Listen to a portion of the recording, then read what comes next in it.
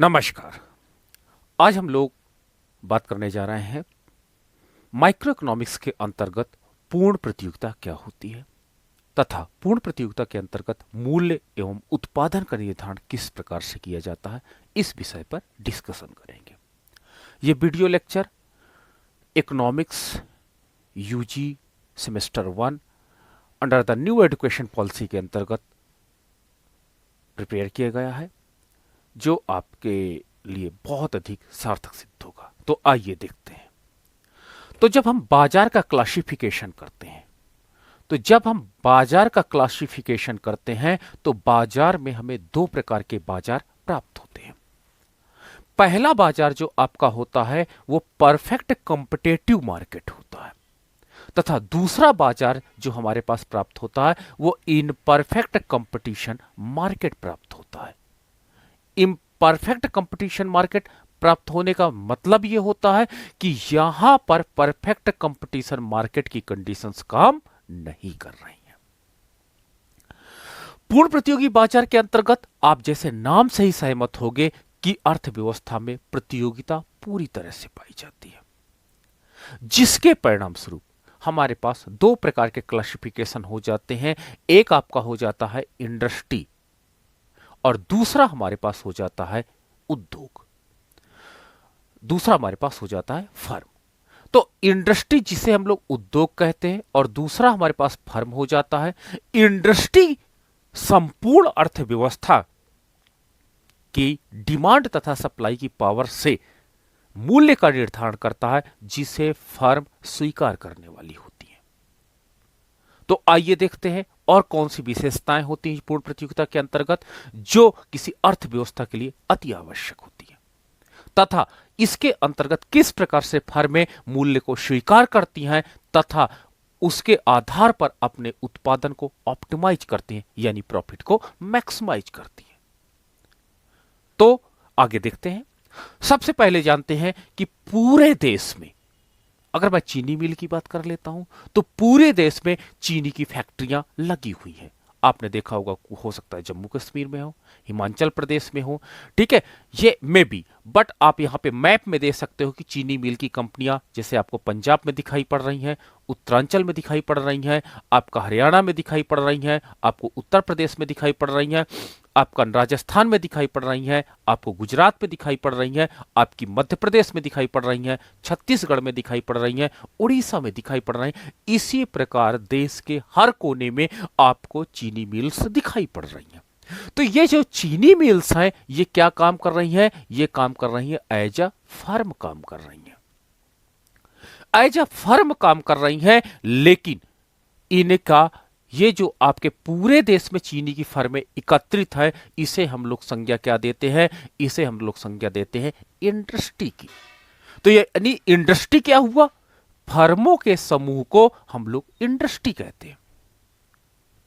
अब एक जो फर्म होती है उस फर्म में कई प्लांट काम करते हैं, आप नहीं जानते होंगे, ठीक है। Plant number 1, plant number 2, plant number 3, plant number 4। जब चीनी की डिमांड कम होती है तो उत्पादक पूरी फर्म को बंद नहीं करता बल्कि उसके एक प्लांट को बंद करता है, और चीनी की डिमांड कम हुई उसके दूसरे प्लांट को बंद कर दिया, और चीनी की डिमांड कम हुई उसके तीसरे प्लांट को बंद कर दिया। तो इस प्रकार एक फर्म के अंदर कई प्लांट्स पाए जाते हैं और इन प्लांट के आधार पर ही हम फर्म का निर्माण करते हैं। तो चलिए हम ये देख लेते हैं कि जो प्लांट्स होते हैं वो क्या होते हैं? सबसे छोटी इकाई होते हैं। उस प्लांटों के समूह को हम लोग क्या कहते हैं? फर्म कहते हैं, और फर्मों के समूह को हम लोग उद्योग कहते हैं। तो एक बात तो आपको क्लियर हो गई कि फर्म और उद्योग में आपको अंतर स्पष्ट हो जाता है। फर्म फिजिकल रूप में आप देख सकते हो, फिजिकल रूप में फर्म आपको दिखाई पड़ता है, ठीक है। लेकिन उद्योग फर्मों के समूह का एक संगठन होता है जो वास्तव में दिखाई नहीं पड़ता है। फर्म उद्योग से मूल्य का स्वीकार करती है और उसी मूल्य पर अपने उत्पादन को ऑप्टिमाइजेशन करती है। चलिए आगे देखते हैं। जैसे आपने देखा होगा, नाम सुना होगा, एक फर्म का नाम है Awadh sugar energy limited. Awadh sugar energy limited ये जो एक चीनी की फर्म है और ये कई प्लांटों से मिलकर के बनी हुई है, जो आप पिक्चर्स में देख सकते हो। ये उद्योग का एक भाग है। इसी प्रकार बलरामपुर चीनी मिल्स लिमिटेड, यह भी एक फर्म है जो कई प्लांटों से मिलकर के बनी होती है। इसी प्रकार द्वारिकेश शुगर इंडस्ट्रीज लिमिटेड, यह भी एक फर्म है जो कई प्लांटों से निर्मित होती है। इन अगर प्लांटों को हम एक कर दें तो इन प्लांटों को एक करने पर जो यूनिट तैयार होती है वो यूनिट कहलाती है इंडस्ट्री कहलाती है। तो पूर्ण प्रतियोगिता के अंतर्गत इंडस्ट्री संपूर्ण डिमांड एंड सप्लाई के आधार पर प्राइस का डिटर्मिनेशन करता है और उस प्राइस को स्वीकार करने वाली फर्में होती हैं। और ये फर्में पूरे देश में कहीं पर भी फैली होती हैं और इन फर्मों द्वारा उद्योग द्वारा निर्धारित निर्णय यानी प्राइस को स्वीकार किया जाता है। आगे देखते हैं मान्यताएं क्या है। इस सिद्धांत की प्रमुख मान्यताएं यह है कि सबसे पहले क्रेता एवं विक्रेताओं की अत्यधिक संख्या होती है। पूर्ण प्रतियोगिता के अंतर्गत आपके मैं कह सकता हूं कि अनंत क्रेता होते हैं, यानी अनलिमिटेड असीमित क्रेता होते हैं जो आपकी चीनी को क्रय कर रहे होते हैं। मैंने एक एग्जांपल दिया यहां पर चीनी उद्योग का, लेकिन वो किसी भी उद्योग में हो सकता है परफेक्ट कंपटीशन के अंतर्गत। और चीनी के अनेक विक्रेता हो सकते हैं और अनेक विक्रेताओं का तात्पर्य होता है यह भी संख्या में कई होते हैं, मतलब इनको भी हम लिमिट में नहीं रख सकते। तो पहली मान्यता होती है कि परफेक्ट कंपटीशन वो कंपटीशन होता है जिसके अंतर्गत क्रेता एवं विक्रेताओं की संख्या बहुत ज्यादा होती है। ठीक है। दूसरा आपकी है कि स्वतंत्र निर्णय लेने की क्षमता होती है, चाहे वो क्रेता की हो चाहे विक्रेता की हो।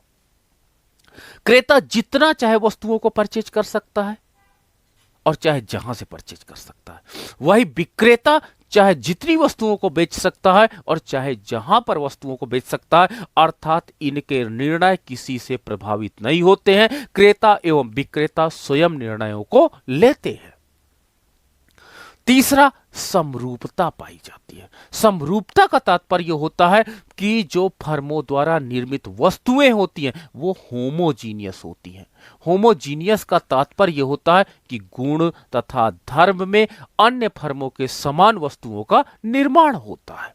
ठीक है। तो गुण और धर्म में ये वस्तुएं क्या होती हैं, समान पाई जाती हैं, तो इसलिए इसमें होमोजीनिटी की कंडीशन काम करती है। तीसरा आपका है बाजार का ज्ञान पाया जाता है। बाजार का ज्ञान का तात्पर्य यह होता है कि यहां पर जितने क्रेता एवं विक्रेता काम कर रहे हैं, क्रेता एवं विक्रेताओं द्वारा किया गया काम जो होता है वो वास्तव में बाजार के नॉलेज के कारण ही संपादित हो रहा है। यानी बाजार के ज्ञान के अभाव में ना तो क्रेता वस्तुओं को परचेज कर रहा है, ना ही विक्रेता उन वस्तुओं को सेल्स कर रहा है। यदि क्रेता एवं विक्रेता दोनों को बाजार का ज्ञान है, यह नहीं कोई कह सकता कि नहीं बाजार में ये इस वस्तु की उपलब्धता नहीं है या इस वस्तु का प्राइस ऐसा है, अर्थात ना तो हम ग्राहकों को बलगा सकते हैं और ना ही विक्रेताओं को, क्योंकि दोनों को बाजार का पूर्ण प्रतियोगिता के अंतर्गत संपूर्ण ज्ञान रहता है। अगली मान्यता है हमारे पास फर्मों का स्वतंत्र प्रवेश एवं बहिर्गमन। यानी जो फर्में आपकी परफेक्ट कंपटीशन के अंतर्गत काम करती हैं वो स्वतंत्र रूप से एंट्री कर सकती हैं, वो स्वतंत्र रूप से प्रवेश कर सकती हैं और स्वतंत्र रूप से एग्जिट कर सकती हैं उस उद्योग में। यानी इसका तात्पर्य है कि अगर चीनी उद्योग में कोई फर्म काम कर रही है, ए फर्म काम कर रही है, बी कर रही है, सी कर रही है, डी कर रही है, और अगर कहती है बी फर्म मैं निकलना चाहती हूं तो आप निकल सकते हो, उद्योग कोई प्रतिबंध जारी नहीं करता। और अगर कोई ई फर्म एंट्री करना चाहती है तो उसका भी वेलकम किया जाता है, कोई प्रॉब्लम नहीं, आप एंट्री कर सकते हो, हमें कोई समस्या नहीं है। तो पूर्ण प्रतियोगिता के अंतर्गत उद्योग में फर्म बिना किसी बाधा के प्रवेश कर सकती हैं और बिना किसी बाधा के निकल सकती हैं, बहिर्गमन कर सकती हैं। ये इसकी एक विशेष बात पाई जाती है। तो आपने मान्यताओं को देखा कि जो कुछ प्रमुख मान्यताएं हैं और इन प्रमुख मान्यताएं ही पूर्ण प्रतियोगिता को पूर्ण प्रतियोगिता में परिवर्तित करता है। चलिए आगे देखते हैं। पूर्ण गतिशीलता पाई जाती है। पूर्ण गतिशीलता का तात्पर्य होता है कि उत्पादन के जितने संसाधन हैं वो ए प्लेस से बी प्लेस पर आसानी से जा सकते हैं और बी से ए पर वापस आ सकते हैं, चाहे वो क्रेता हो चाहे विक्रेता हो। पूर्ण गतिशीलता पाई जाती है, उनमें कोई प्रकार का प्रतिबंध नहीं होता कि नहीं आपको यह वस्तुएं यहीं से परचेज करनी है, आप चाहे जहां से वस्तुओं को परचेज कर सकते हो। नाउ द नेक्स्ट है, अब मैं आपको एग्जांपल देता हूं कि कैसे मार्केट में प्राइस डिटर्मिनेशन का कार्य संपादित होता है। तो मैंने पहले जो डायग्राम है, इस पहले डायग्राम में मैंने इंडस्ट्री को लिया है और इंडस्ट्री की एक्टिविटी को हम लोग समझते हैं। नीचे आधार अक्ष ओ एक्स पर हम लोगों ने संपूर्ण डिमांड एंड सप्लाई को लिया है, संपूर्ण डिमांड एंड सप्लाई को लिया है, तथा लंब अक्ष पर हम लोगों ने प्राइस को लिया। ठीक है, आपकी पहली एक्टिविटी हम इंडस्ट्री को यहां पर शो कर रहे हैं और जो हमारा दूसरा है वो फर्म को कैसे प्राइस का डिटर्मिनेशन इंडस्ट्री करती है और फर्म स्वीकार करती है, तो उसके विषय में हम लोग विश्लेषण यहां पर करने जा रहे हैं। तो फर्म सबसे पहले उद्योग क्या करता है, असंपूर्ण अर्थव्यवस्था में देखता है कि चीनी की डिमांड कितनी, यानी किसी पर्टिकुलर वस्तु की डिमांड कितनी है, और डिमांड रेखा आप जानते हो कि निगेटिव स्लोप की होती है। तो इंडस्ट्री पूरे संपूर्ण, मान लीजिए यहां पर भारत है तो संपूर्ण भारत में कितनी चीनी की डिमांड है उसका एनालिसिस करता है क्रेताओं की तरफ से, what is the demand of sugar in the economy, और उसी के आधार पर फर्मों द्वारा जो टोटल कितनी फर्में हैं उद्योग को पता होता है और टोटल फर्मों द्वारा चीनी की सप्लाई कितनी है। जहां पर डिमांड एंड सप्लाई बराबर हो जाता है that is equilibrium point, E equilibrium point हो जाता है। तो यहां पर ई आपका संतुलन बिंदु हो जाता है, संतुलन बिंदु है क्योंकि यहां पर demand of sugar and supply of sugar दोनों बराबर हो जाते हैं। इस प्रकार इंडस्ट्री ने ओपी चीनी का मूल्य निर्धारित किया है और इस मूल्य को फर्में स्वीकार करती हैं, इस मूल्य को फर्में स्वीकार करती हैं और यहां पर A R equal to M R equal to P equal to आपका डिमांड होता है। ठीक है, यानी परफेक्ट कंपटीशन के अंतर्गत जो एआर रेखा होती है, एमआर रेखा होती है, प्राइस रेखा होती है, ठीक है, वो parallel to the x axis होती है। इसलिए क्योंकि फर्में प्राइस को स्वीकार करती हैं और ये प्राइस कहां से निर्धारित होती है, वो इंडस्ट्री द्वारा प्राइस का निर्धारण किया जाता है। ठीक है, अगर अर्थव्यवस्था में किसी के कारण क्या होता है, शादी ब्याह में आपने देखा होगा चीनी की डिमांड बढ़ करके कितनी हो जाती है, D1 हो जाती है, तो 10 द न्यू इक्विलिब्रियम पॉइंट हो जाएगा आपका, कौन सा हो जाएगा, E1 न्यू इक्विलिब्रियम पॉइंट हो जाएगा आपका, और यहां पर संतुलन आपका क्या हो जाएगा, D1 इक्वल टू एस हो जाता है, this is the new equilibrium हो जाता है। और अब देखिए कि उद्योग द्वारा प्राइस को बढ़ा करके P से P1 कर दिया जाता है, P से P1 कर दिया जाता है। तो इस प्रकार आपका मूल्य OP से बढ़कर के OP1 हो जाता है और हम देख सकते हैं कि इंडस्ट्री ने इस प्राइस को बढ़ा दिया और फर्में इस प्राइस को स्वीकार करने वाली हो जाती हैं। अब आपके पास रेखा हो जाती है AR1 equal to MR1 equal to P1 equal to D1 हो जाती है। अब फर्म ऊंचे मूल्य पर अपनी चीनी को बेचेगा क्योंकि इंडस्ट्री द्वारा उन्हें गाइड किया गया, उन्हें निर्देशित किया गया है। अगर अर्थव्यवस्था में डिमांड चीनी की घट करके D2 हो जाती है तो नया इक्विलिब्रियम पॉइंट क्या हो जाता है, आपका नया इक्विलिब्रियम पॉइंट E2 हो जाता है और मूल्य जो होता है वो डिक्लाइन करके आपका P2 रह जाता है। और इस प्रकार इंडस्ट्री फर्म को आदेशित करती है कि आप पहले से कम मूल्य OP2 पर वस्तुओं को बेचें और इस प्रकार फर्म का अब revenue curve AR2 equal to MR2 equal to P2 equal to demand हो जाता है। तो इस प्रकार आप देख सकते हो कि जो फर्में होती हैं वो इंडस्ट्री से प्राइस को प्राप्त करती हैं और इंडस्ट्री प्राइस का निर्धारण संपूर्ण अर्थव्यवस्था की डिमांड तथा सप्लाई के आधार पर करती हैं। तो इस प्रकार आप देख सकते हो कि परफेक्ट कंपटीशन के अंतर्गत जो फर्में होती हैं वो प्राइस टेकर होती हैं। ये पॉइंट आप याद रखिएगा, एग्जाम में कई बार पूछा गया है कि प्राइस टेकर होती हैं ये फर्में, ठीक है, अर्थात प्राइस को स्वीकार करने वाली होती हैं, ना कि प्राइस का डिटर्मिनेशन करती हैं। प्राइस डिटर्मिनेशन का काम इंडस्ट्री द्वारा किया जाता है। ठीक है, आगे देख सकते हैं। अब हम बात करते हैं परफेक्ट कंपटीशन के अंतर्गत एक फर्म स्वीकार किए गए मूल्य पर कैसे अपने आउटपुट का डिटर्मिनेशन करता है।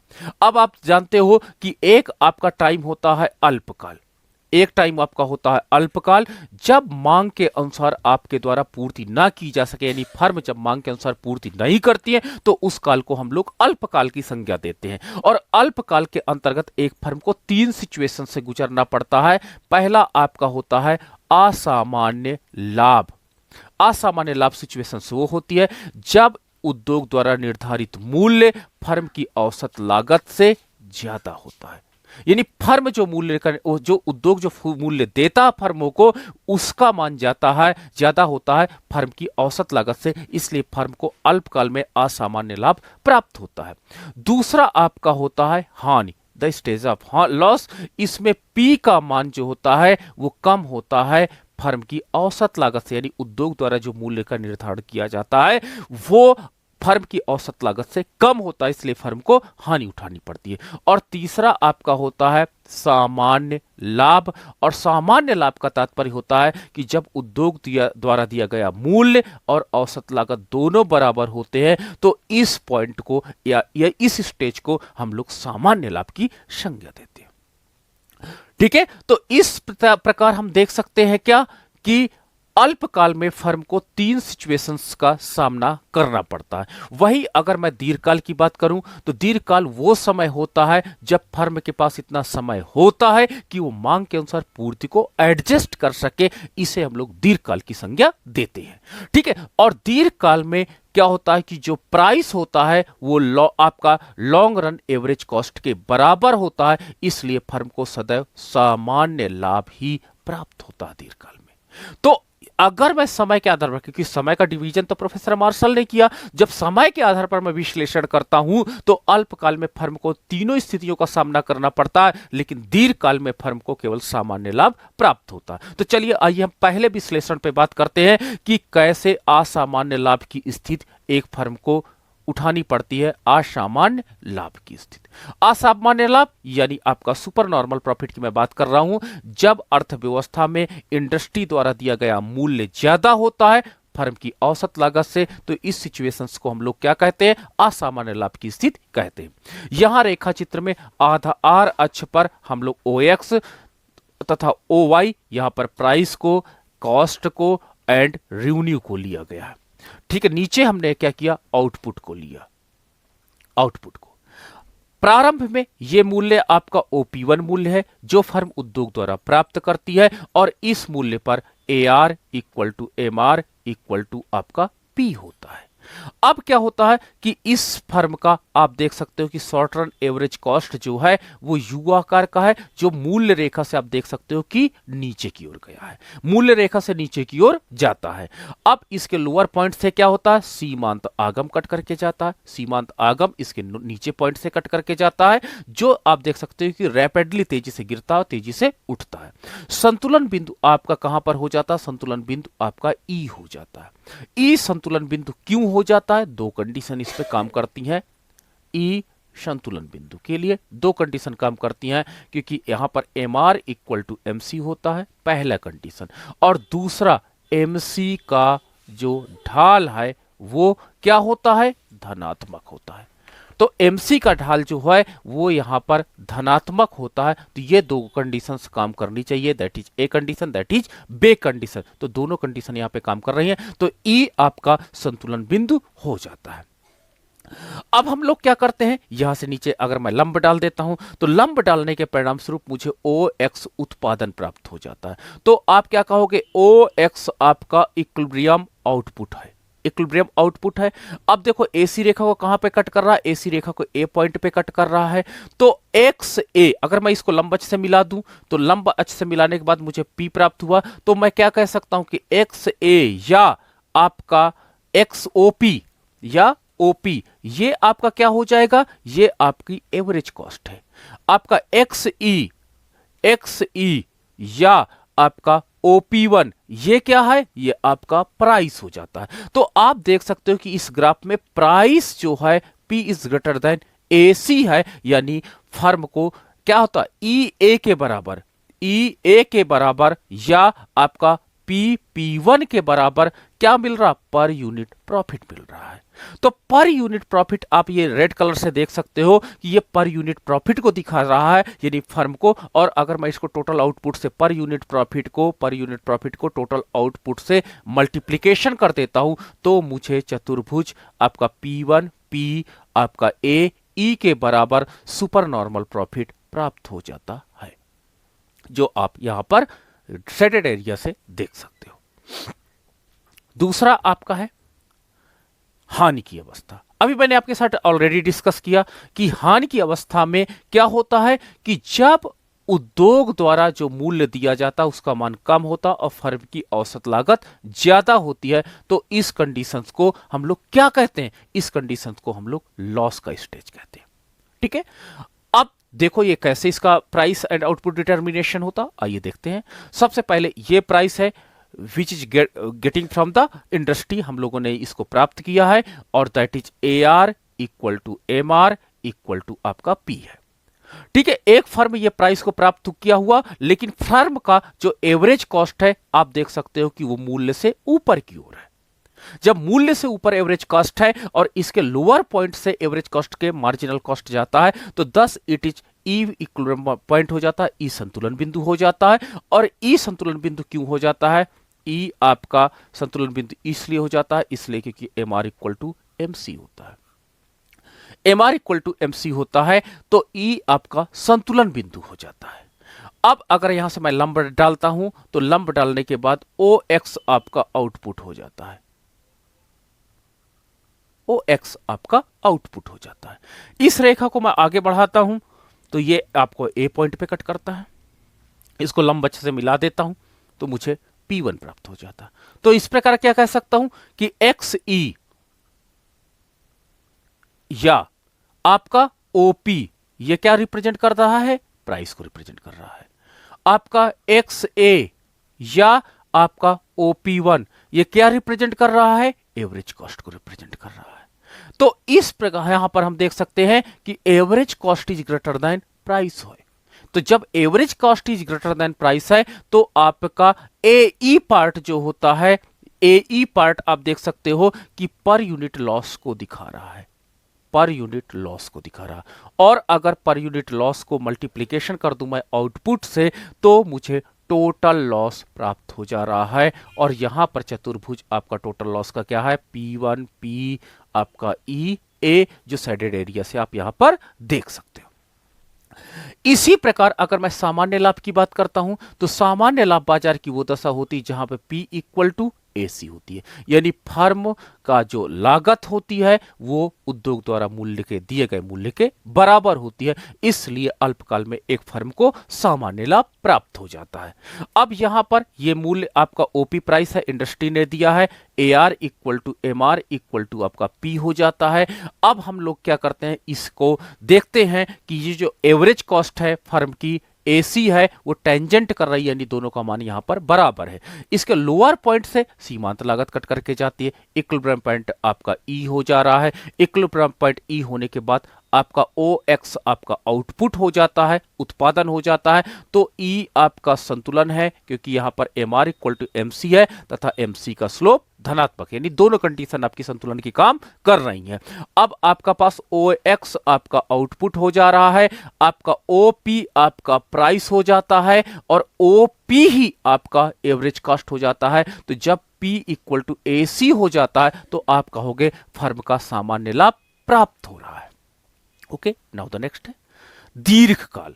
दीर्घकाल वो समय होता है जब फर्म के पास इतना समय होता है कि वो मांग के अनुसार पूर्ति कर सके, तो उस काल को हम लोग दीर्घकाल कहते हैं। ये डिमांड के अनुसार अपने प्लांट को, नए प्लांट को चालू कर सकती है एक फर्म। डिमांड बढ़ी 5वें से 6वें प्लांट पे आ गई, और डिमांड बढ़ी 7वें प्लांट पे आ गई। तो दीर्घकाल में एक फर्म के पास इतना समय होता है कि वो मांग के अनुसार पूर्ति कर देता है, इसलिए जो उद्योग द्वारा दिया गया प्राइस होता है, लॉन्ग रन एवरेज कॉस्ट भी फर्म की उसी के बराबर होती है। इस प्रकार दीर्घकाल में फर्म को सामान्य लाभ भी प्राप्त होता है। तो आइए देखते हैं।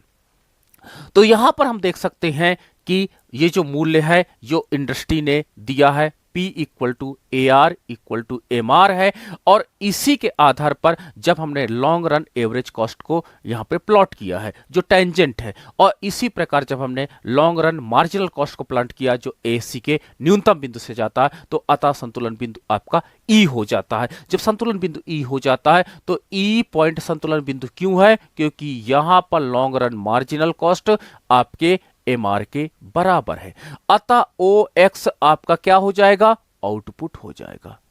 OX आपका आउटपुट हो जाता है, ठीक है। OX आपका आउटपुट हो जाता है।